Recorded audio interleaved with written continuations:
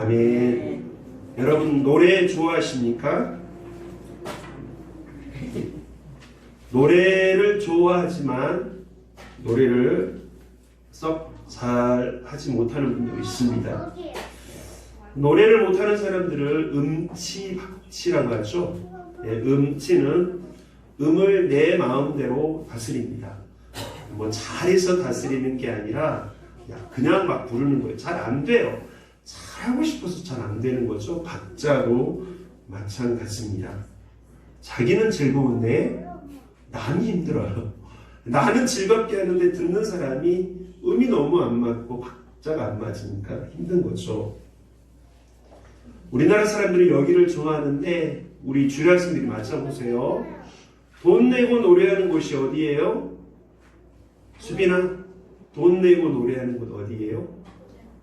네? 노래방이죠, 노래방. 혹시 여러분들 가운데 교회요 뭐 이렇게 하신 분 안 계세요? 네. 찬송가 중에는 무곡 찬송가가 있어요. 무곡. 옛날 우리 할아버지 할머니들이 보던 찬송가인데 글씨는 크고 악보가 없어요.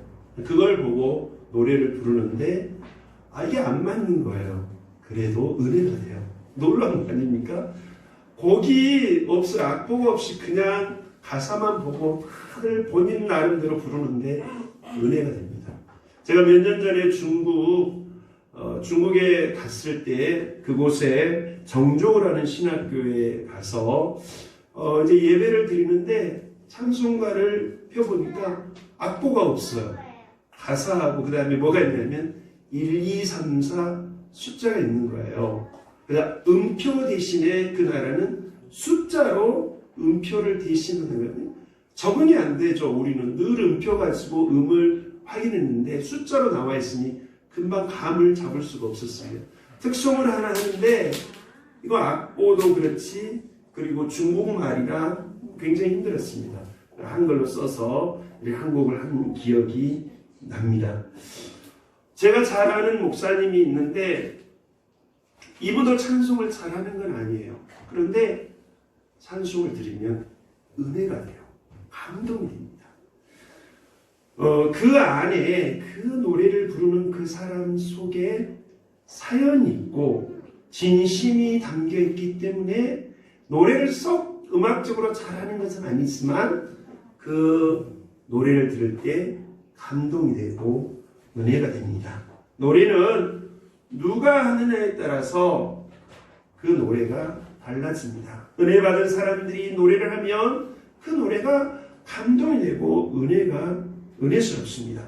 어떻게 하느냐에 따라 달라집니다.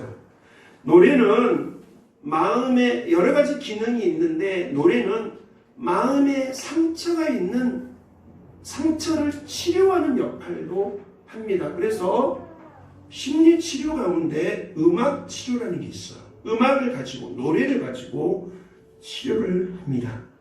이 노래는 사람들의 마음을 치유할 뿐더러 노래를 가지고 사람들의 마음을 모으기도 해요. 여러분 학교 다닐 때 학교에서 학교에 있는 노래가 있었죠. 뭐라고 해요? 교가를 다 불러요. 요즘도 학교에서 부르는지 모르겠어요. 그런데 그전에는 항상 교가를 불렀어요. 그리고 학생들의 마음을 하나로 모읍니다. 회사에 가면 사가라고 회사 노래가 또 있습니다. 이렇게 노래를 가지고 사람들의 마음을 모읍니다. 사기를 높이는 노래가 있습니다. 군대 가면 군인들이 가장 기본적으로 해야 되는 노래가 있죠. 군가 아니겠습니까? 군가. 훈련소에 갔는데 밥 먹기 전에 항상 두 손을 이렇게 하고 뭐 그냥 어깨에 손을 얹고 다리를 이만큼 버리고 계속 이렇게 하라는 거예요. 자꾸만 하다 보면 사람들이 이 군인들이 이 사기가 생깁니다. 그리고 군기가 잡혀요. 노래를 통해서 이렇게 군기를 만드는 것이죠. 이렇게 좋은 노래를 통해서 좋은 어떤 역할을 하는데 노래가 반대의 경우도 있습니다. 노래를 악하게 사용하는 예가 있어요. 빠르게 반복되는 비트라고 그러는데 빠르게 똑같은 음을 가지고 계속해서 이 음을 들려줘요. 그리고 여러분 뭘 생각하면 되냐면 무당들이 춤을 막 추죠. 그때 옆에 있던 사람, 붙이는 사람 뭐라고 고수라고 그러네. 좀 빠르게 하다가 거기서 귀신이 내리는 거예요. 그것뿐만 아니라 헤비메탈 음악이라든지 이런 꼭 다 나쁜 건 아니지만 그것을 악하게 락 음악이나 헤비메탈 음악을 악한 이들이 사용하는 경우가 있어요. 그렇게 사람들의 마음을 혼란시켜서 사람들의 마음을 싹 사로잡는 거죠. 우상과 왕에게 우상을 높이고 그 다음에 왕을 높이는 찬가를 부르게 하고 찬송이랑 비슷한 거죠. 사상 교육을 시킨다. 노래를 그렇게 나쁘게 사용하는 예가 있습니다. 그래서 노래를 누구를 향해서 부르느냐는 굉장히 중요합니다. 굉장히 중요해요. 오늘 이 15장에 우리가 읽었던 본문 말씀에 노래하는 사람이 나옵니다. 누구를 향해서 노래를 부르는지 오늘 잘 살펴볼 수 있기를 바랍니다. 지지난주에 보았던 요한계시록 13장에는 이런 이야기가 나옵니다.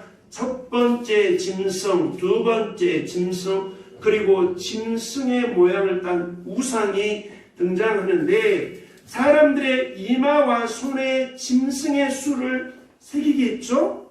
예.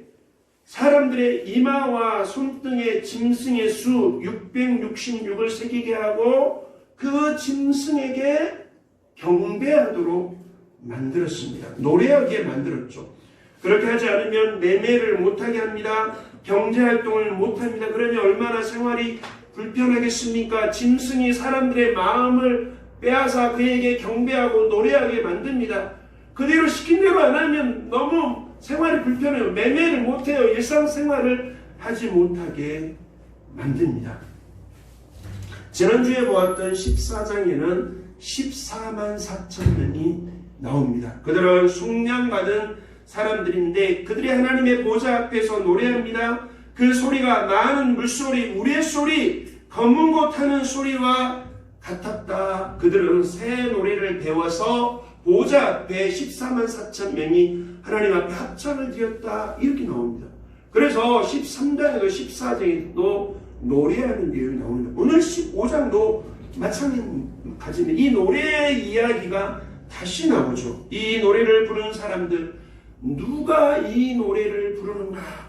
그들은 짐승, 13장에 나왔던 그 짐승들이죠. 그리고 그 짐승의 우상, 그의 이름의 수를 이기고 벗어난 사람들이 노래를 불렀다. 자, 지금 어떤 사람들이 노래를 불러요? 짐승, 우상, 인간의 수를 새겨라! 이렇게 했는데도 그것을 이기고 벗어난 사람들이 노래를 부릅니다. 이 짐승들과 영적 싸움을 했을 거예요. 틀림없이. 그렇죠? 얼마나 고군분투했을까요? 악한 세력들, 짐승들이 사람들에게 이런 욕을 합니다. 오늘날도 마찬가지예요. 여러분 잘 생각해 보세요. 이쪽 귀에다가 이 어둠의 세력들이 얘기를 합니다. 육신이 원하는 대로 해라. 네 몸이 편한 대로 해라. 손에 이마에 짐승의 수를 새기라고 합니다. 집요하게 요구를 하죠. 그거 새겨. 짐승과 우상에게 노래를 해. 절을 해. 얼마나 집요하게 요구하는지 모릅니다. 그걸 안 하면 견디지 못할 정도로 계속해서 우리의 마음에, 우리의 육신의 습관에 그것을 강요를 하고 집어넣습니다. 신명기 6장 4절에는 오직 하나님은 한 분인 여호와시다. 그리고 율법의 말씀을 이마와 손에 새겨라. 그것을 잊지 말라. 기억하라. 순종하라. 하나님은 오직 한 분이라는 것을 잊지 말고 기억하라고. 그래서 이마와 손목에 말씀을 새겨 넣어라. 이렇게 말씀했습니다. 그런데 이 짐승이 이 사실을 잊게 만들려고 끊임없이 믿음의 사람들에게 요구를 합니다. 다니엘과 세 친구는 우리 잘 알고 있죠. 왕이 주는 음식을 편하게 먹고 누리며 살라고 했습니다. 그때 그 이야기를 들었을 때 그들 마음속에 갈등이 없겠습니까? 없었겠습니까? 그럴까? 따라서입니다. 그럴까? 그럴까?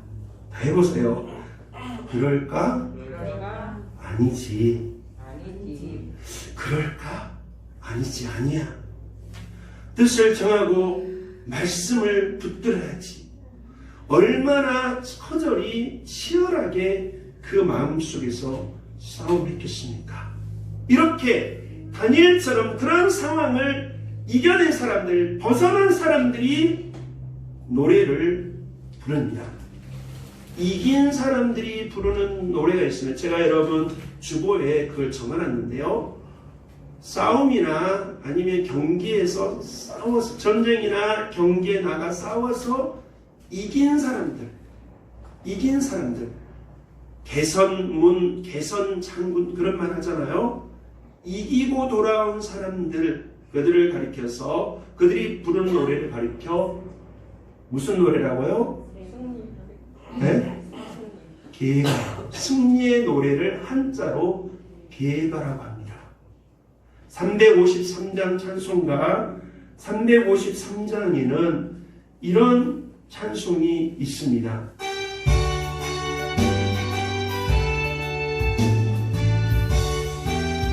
5절만 부탁하겠습니다.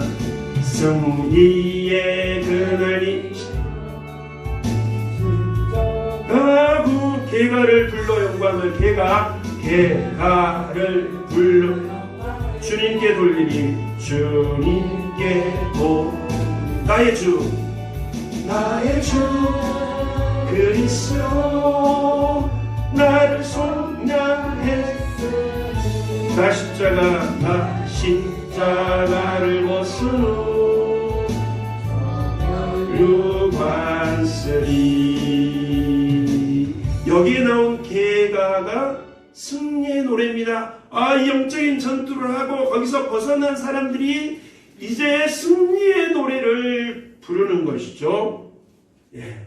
많은 사람들 앞에서 노래를 부를 기회를 얻는다면 가수들에게 있어서는 그것이 굉장한 영광입니다. 그 앞에 사람들이 많이 있는데 그들 중에 높은 사람들, 대통령이 있다든지 아니면 정말 높은 사람들이 있다고 하면 가수들에게는 정말 큰 영광이 아닐 수 없습니다. 자, 이 승리를 경험한 사람들이 노래를 부르는데 오늘 어디에서 노래를 부르냐면 이 사람들이 유리바다가에서 노래를 부른다 말씀하고 있습니다.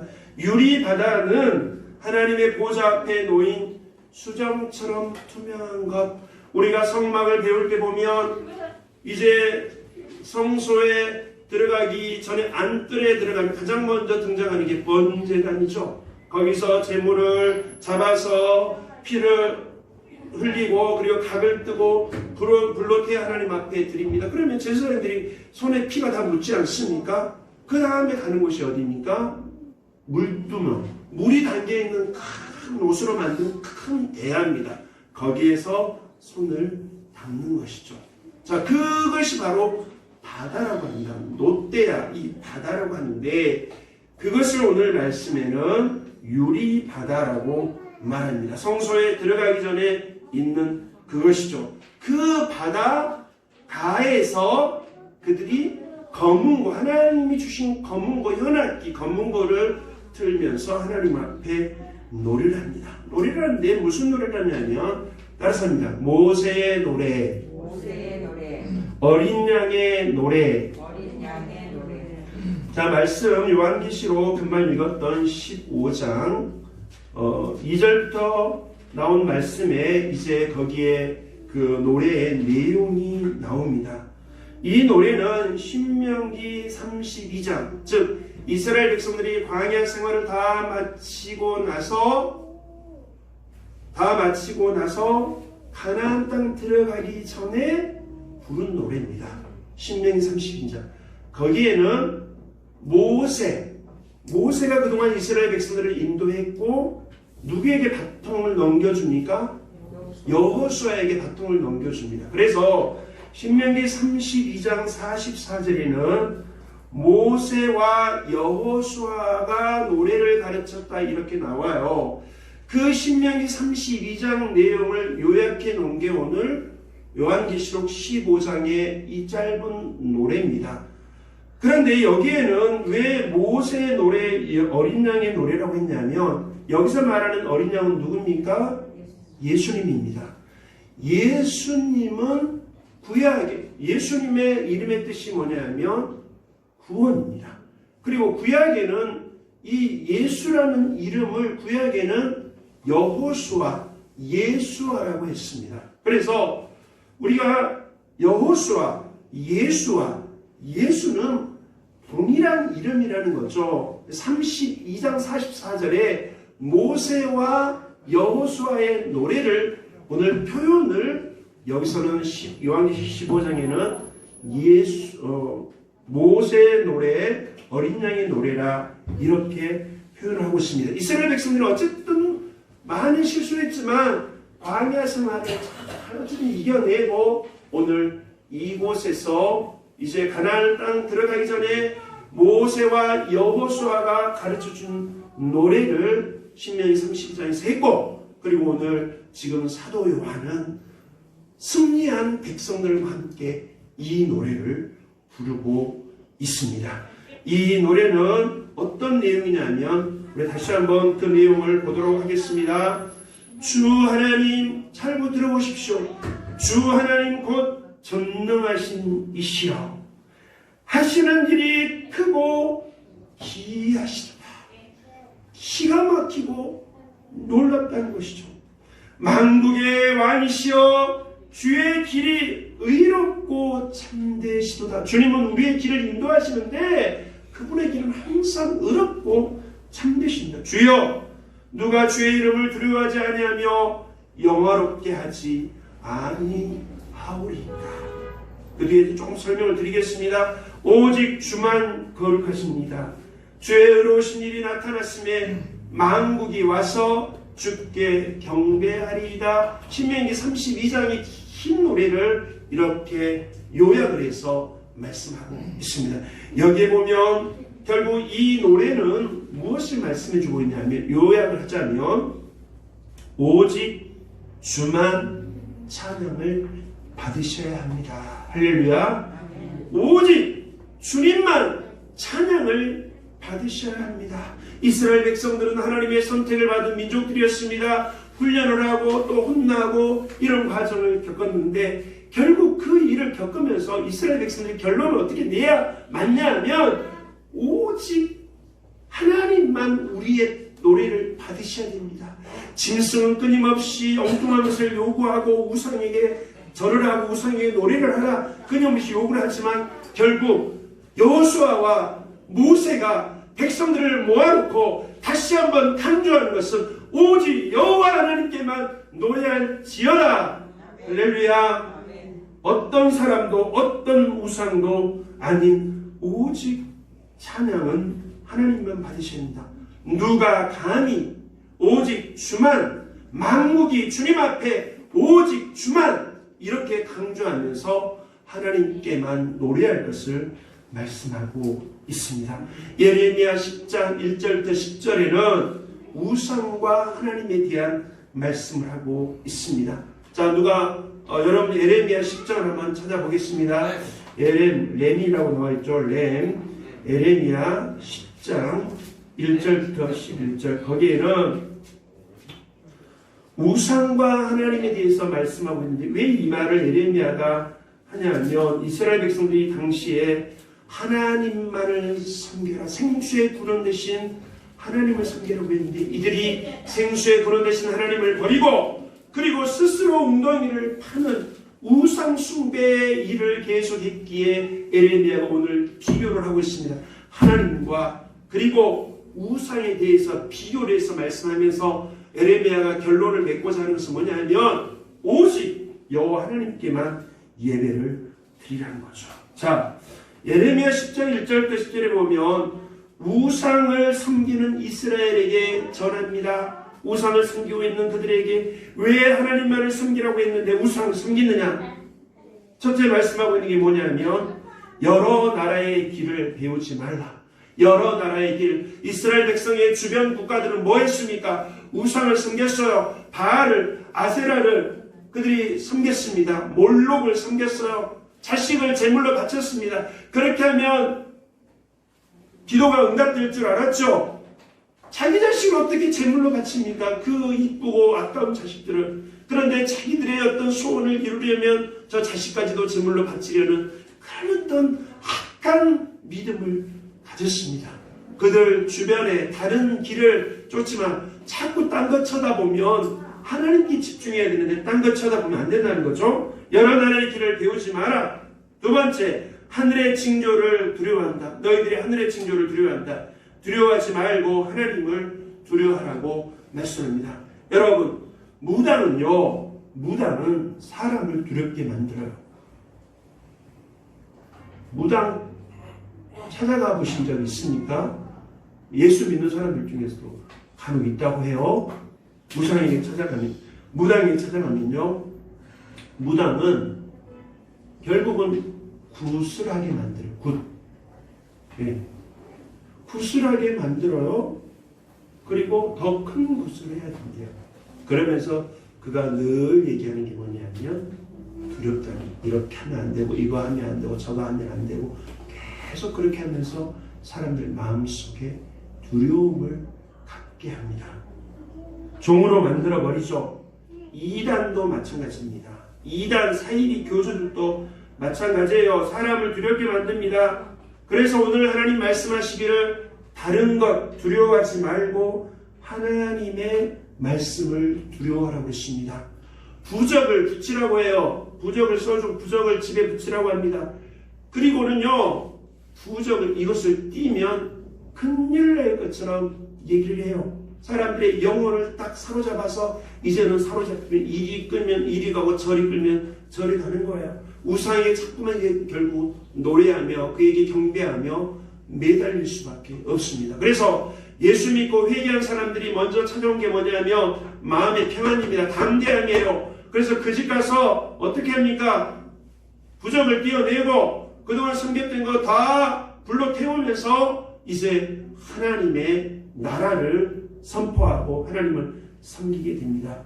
사도행전 16장에 보면 이제 바울과 실라가 복음을 전하는데 어떤 귀신 들린 정치는 종이 계속해서 방해를 하는 거예요. 도저히 안 되겠길래 바울과 실라가 하나님 앞에 기도하여 나사렛 예수를 명하니 너 속에 있는 정치는 귀신은 떠나갈지어다. 예수님의 이름으로 떠나갈지어다. 아멘. 아멘 하시면서 예수님의 이름으로 정치는 귀신은 떠나갈지어다. 우리들 속에서 우리를 사로잡고 우리를 괴롭히는 악한 세력이 이 시간 예수님의 이름으로 명하니 떠나갈지어다. 아멘. 떠나갔습니까? 떠나갔어요. 이 사람은 종이었죠. 주인이 따로 있습니다. 이 종이 점을 쳐서 복채를 받으면 누가 가져가요? 주인이 가져가요. 그런데 돈벌이가 사라진 거예요. 귀신이 떠나가 버리니 이 점치는 종이 점을 칠 수가 있어요? 없어요? 점을 칠 수가 없어요. 화가 잔뜩 났습니다. 주인이 화가 잔뜩 났어. 돈벌이가 사라진 거예요. 누가 미워요? 귀신을 쫓아내는 바울과 실라가 밉습니다. 중요한 것은 뭐예요? 귀신들요 점을 치고 있던 그 영혼이 귀하잖아요. 돈으로 어떻게 바꿉니까?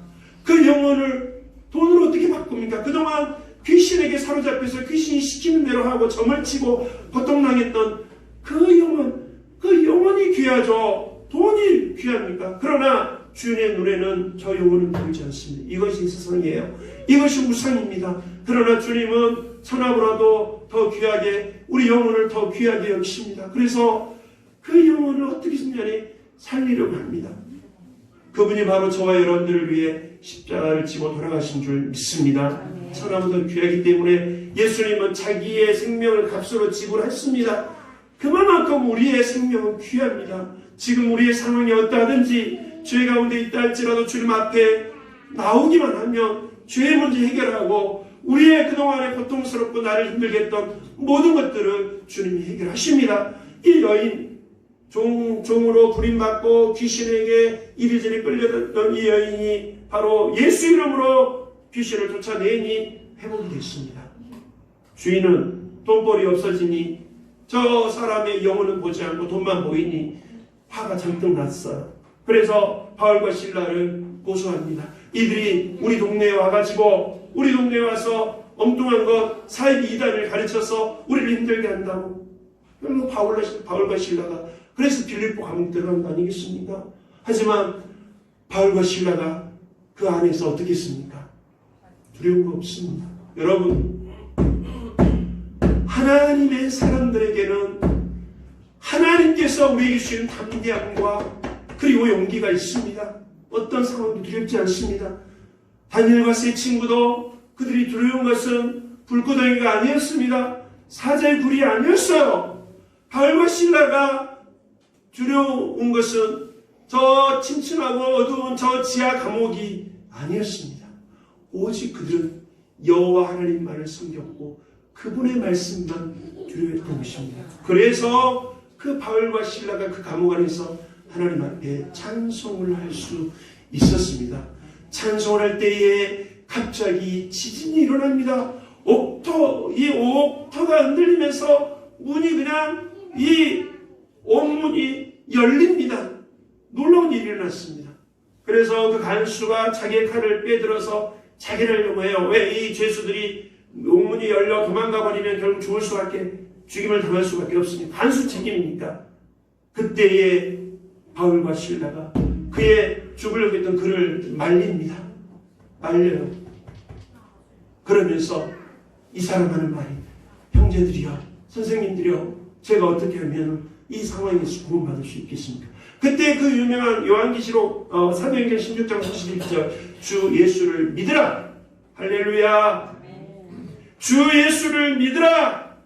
여기에 소망이 있습니다. 예수 이름에 소망이 있어요. 그리하면 너와 네 집이 구원을 얻으리라. 바짝 엎드렸고 이 간수가 바울과 실라 앞에 바짝 엎드려 하나님의 말씀을 듣습니다. 그리고 그가 거기서 구원을 받게 됐고 빌립보 교회를 세우는 개척 멤버가 된 줄 믿습니다. 아멘. 그렇습니다. 그래서 오늘 말씀에 하늘의 징조를 두려워하고 있는 이들, 우상을 두려워하고 무당과 악한 세력들을 두려워하는 그들을 향하여 예레미야는 두려워하지 말고 하나님을 두려워하라고 말씀합니다. 우상은 나무를 도끼로 깎아서 만들었다. 실체를 지금 예레미야가 얘기하고 있습니다. 형상, 모양, 그 뭡니까? 나무를 갖다가 이 도끼를 가지고 깎아 만든 거 아니냐? 금도, 은도, 뭐 이런 거 가지고 기술공들, 은장쓰기, 정교한 기술로 만들어낸 것이 아니냐? 우상의 실체를 얘기합니다. 주와 같은 이 없다. 주님을 경외하는 것이 당연하다. 우상의 가르침은 나무뿐이다. 그리고 말씀합니다. 10절 다 찾으셨나요? 읽습니다. 오직 여호와는 참 하나님이시요 살아계신 하나님이시요 영원한 왕이시라. 그 진노하심에 땅이 진동하며 그 분노하심을 이방이 능히 당하지 못하느니라. 11절 너희는 이같이 그들에게 이르기를 천지를 짓지 아니한 신들은 땅 위에서 이 하늘 아래에서 망하리라. 우상은 망합니다. 우상을 따르는 사람들도 망해요. 짐승을 따르고 짐승이 원하는 대로 이마와 머리에 짐승의 수를 새기고 짐승에게 노래하고 짐승에게 경배한 사람은 짐승이 망할 때 함께 망할 수밖에 없다. 이것이 예레미야가 지금 이스라엘 백성은 우상을 섬기고 있는 그들을 모아놓고 짐승의 실체를 얘기하고 있습니다. 여러분, 우리는 이것을 알고 있잖아요. 그러나 지금 무당에 찾아가서 거기에 절절 매고 그리고 이사는 언제 해요? 이사는 언제 합니까? 손 없는 날에 귀신이 역사하지 못하는 날을 피해서 한다는 겁니다. 그러나 여러분들 어떻게 하세요? 손이 있든 없든 상관이 없습니다. 귀신이 있든 없든 상관없어요. 내가 좋은 시간에 좋은 날짜에 하는 거예요. 두려움이 없습니다. 못 하나도 못 박아요. 못 하나도 못 박습니다. 못 하나 박으면, 이상한 집에 못 하나 박으면 큰일 나는 줄 알아요. 완전하게 메어서 중살이 합니다. 그리고 마지막 때 이 귀신이 어둠의 세력이 저 무적갱이의 둘째 사망 지옥에 들어가면 똑같이 거기에 끌려갈 수밖에 없습니다. 너희는 이같이 그들에게 이르기를 천지를 짓지 아니한 신들은 땅 위에서 그 하늘 아래서 망하리라. 오직 주만 거룩하시니이다. 주의 의로우신 일이 나타났으니 만국에 와서 주께 경배하리이다. 여러분, 누구에게 노래하시겠습니까? 하나님께 노래하시겠습니까? 여러분, 오늘 예배하는 시간이 결코 헛된 시간이 아닙니다. 개미와 배짱이 이야기를 아시죠? 개미와 배짱이 이야기. 개미는 열심히 땀 흘려 뻘뻘 땀 흘려 일을 합니다. 배짱이는 띵가띵가 노래하고 있습니다. 배짱이는 미래를 준비하지 않은 거죠. 겨울을 준비하지 않은 거고, 개미는 여름과 가을에 먹을 것을 준비합니다. 그리고 겨울을 이겨내죠. 그런데 실은 개미와 배짱이는 서로 다른 겁니다. 개미는 가을에 준비를 해야지. 밖에 겨울에 나가면 죽을 수밖에 없는데 배짱이는 그렇지 않다고 합니다. 배짱이는 노래를 해야 된대요. 그때 노래를 하고 겨울에는 이제 알 상태로 이 겨울을 보내는 거죠. 그때는 노래를 배짱이는 열심히 해야지 겨울을 잘 보낼 수가 있다는 거죠. 욜로족 있어요. 욜로족은 오늘을 즐기자. 그 다음에 파이어족 있어요. 파이어족은 자기들이 가진 재산을 할 준비를 해서 저축을 하고 할 투자를 해서 미래를 준비하는 사람이 파이어족이라고 하고, 욜로족은 그냥 오늘을 즐긴다는 겁니다. 이것이 이제 요즘 사람들 가운데 얘기하는 내용입니다. 그런데 이 개미와 배짱의 이야기를 영적으로 봤을 때는 오늘 그분을 향해 노래하는 것, 오늘 이 자리에서 하나님 앞에 노래하고 예배하는 것은 우리의 장래를 준비하는 것이다. 어떤 사람들은 개미만 봐요. 열심히 일하고 오늘의 내 삶에 그저 충실하면은 된다고 생각합니다. 매일 시간까지도 아까워요. 기도하고 말씀 보는 시간까지도 아깝게 생각해요. 그러나 여러분, 그렇지 않습니다.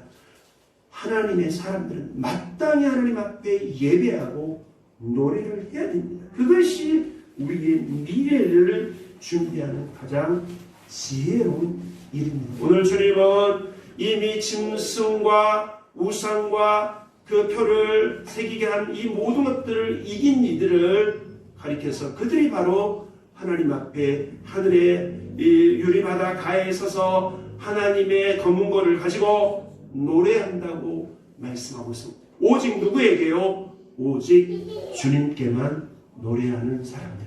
그들에게 영원한 승리가 있는 줄 믿습니다.